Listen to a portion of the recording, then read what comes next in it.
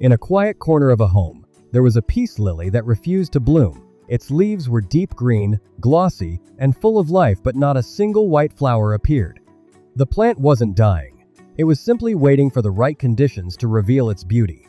Its caretaker believed it was just a decorative indoor plant, so it was placed in a dim corner of the room.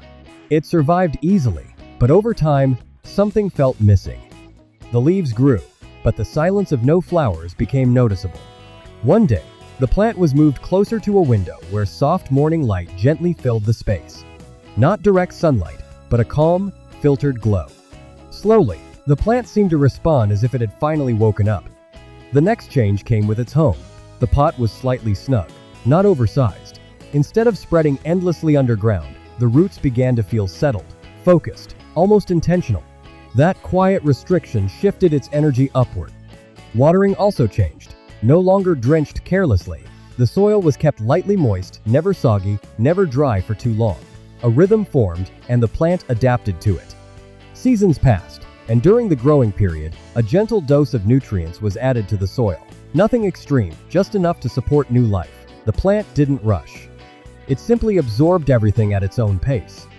The room stayed warm and stable, with no harsh cold drafts or sudden changes. In this calm environment, something subtle began to shift inside the plant's rhythm. One morning, a small pale structure appeared at the base of the leaves. It was not dramatic, not sudden, but intentional. The plant was no longer just surviving, it was preparing to bloom. Older spent flowers were removed carefully when they faded, and with every cleanup, the plant seemed to breathe lighter, redirecting its energy toward new growth. Weeks later, the first white bloom finally opened. Elegant, simple, and pure. It didn't appear by accident, it was the result of balance, patience, and consistency finally aligning.